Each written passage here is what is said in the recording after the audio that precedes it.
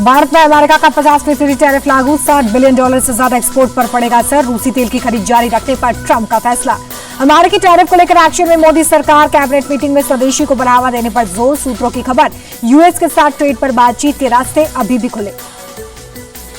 सरकार का यूएस के अलावा 40 देशों के साथ टेक्सटाइल एक्सपोर्ट बढ़ाने पर फोकस। छोटे व्यापारियों को मजबूत करने के लिए प्रधानमंत्री स्वनिधि योजना की मियाद बढ़ाई गई।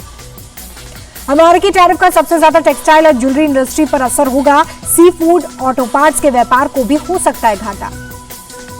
केंद्रीय कृषि मंत्री शिवराज सिंह चौहान की दो टूक, कहा किसी दूसरे देश के प्रेशर में अपने किसानों का नुकसान नहीं करवाएंगे। अमेरिका के 50% टैरिफ को लेकर मोहन भागवत का बड़ा संदेश, कहा स्वदेशी के लिए पहल जरूरी, प्रेशर में नहीं होना चाहिए इंटरनेशनल ट्रेड। संघ प्रमुख मोहन भागवत का बयान, कहा संघ जितना विरोधी किसी संगठन का नहीं हुआ, बावजूद इसके स्वयं सेवकों के मन में समाज के प्रति प्रेम है। फिनलैंड के राष्ट्रपति से पीएम मोदी ने की बात, दोनों देशों के बीच आपसी सहयोग बढ़ाने पर जोर। राहुल की वोटर अधिकार यात्रा में स्टालिन और रेवंत रेड्डी के शामिल होने पर भड़की बीजेपी, कहा बिहार का अपमान करने वालों को स्टार प्रचारक बना रही है कांग्रेस। केंद्रीय मंत्री गिरिराज सिंह बोले, स्टालिन रेवंत को बिहार बुलाने पर माफी मांगे राहुल, वरना चुनाव में अंजाम भुगतना होगा। संजय निषाद ने बीजेपी को दिखाया बागी तेवर, कहा अगर भरोसा नहीं है तो साफ कह दें, हम गठबंधन तोड़ने के लिए तैयार। संजय निषाद के बयान पर सपा ने ली चुटकी। सांसद अवधेश प्रसाद बोले, आने वाले दिनों में सत्ता परिवर्तन होगा। संजय निषाद के बयान पर बोले मंत्री नरेंद्र कश्यप, परिवार में नाराजगी हो जाती है, मिल बैठकर बात करेंगे। गृहमंत्री अमित शाह ने ऑपरेशन महादेव में शामिल जवानों को किया सम्मानित, आतंकी आकाओं को स्पष्ट संदेश दिया। एमपी के महू में 3 सेनाओं का रण संवाद, रक्षा मंत्री राजनाथ सिंह ने महाभारत का उदाहरण देकर संवाद के महत्व को समझाया।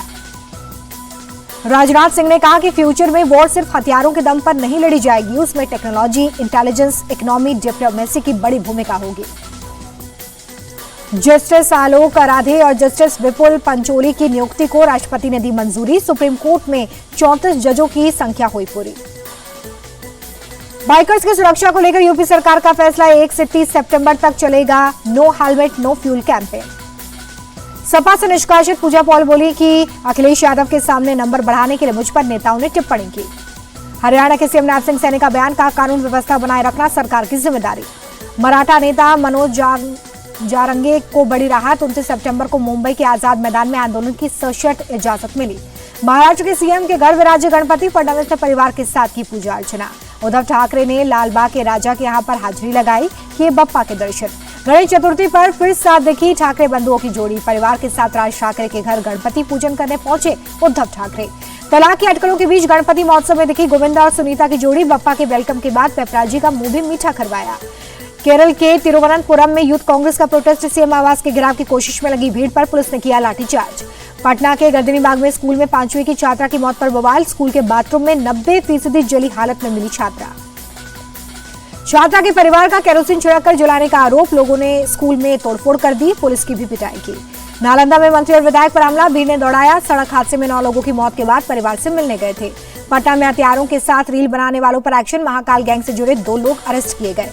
दिल्ली के किराड़ी से विधायक अनिल झा की पार्टी में मारपीट हो गई, स्थानीय लोगों ने कुर्सियां और ईंट फेंके। दिल्ली में लग्जरी कार चुराने वाले गैंग का पर्दाफाश हुआ, दुबई से यूनिकोड मांगकर करते थे गाड़ियों की चोरी। दिल्ली में फर्जी वीजा रैकेट का पर्दाफाश, 2 लोग गिरफ्तार। केदारनाथ मंदिर के पीछे चौराबाड़ी ग्लेशियर में मिला नरकंकाल, कॉलेज आईडी से हुई मृतक की पहचान। अहमदाबाद के निकोल एक्सटेंशन में एक इमारत की छत गिरी, मलबे में 6 लोगों के दबे होने की आशंका। जम्मू आपदा में मृतकों की संख्या 41 हो गई है। वैष्णो देवी रूट पर तबाही में 34 लोग मारे गए। कटरा हादसे में यूपी के 10 लोगों की मौत, सीएम योगी ने पीड़ित परिवारों को 4-4 लाख रुपए की आर्थिक मदद का ऐलान किया। पठानकोट में सीआरपीएफ के 22 जवानों का हेलीकॉप्टर से रेस्क्यू, 3 नागरिक भी शामिल। हिमाचल के बिलासपुर में मूसलाधार बारिश ने बढ़ाई मुसीबत, नैना देवी इलाके में मकान ढह गया। दिल्ली में लगातार बारिश ने बढ़ाई मुसीबत, कई हिस्सों में भरा पानी।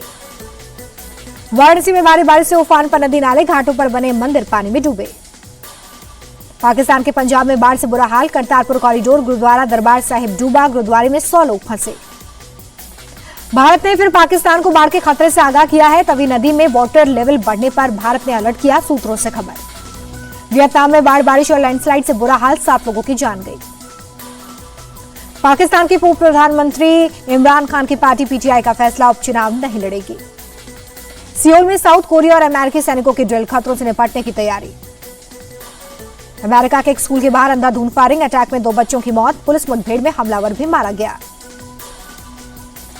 दिल्ली का जेएलएन स्टेडियम करेगा भारत के पहले आउटडोर मोंडो ट्रैक की मेजबानी। सितंबर में वर्ल्ड पैरा एथलीट्स चैंपियनशिप।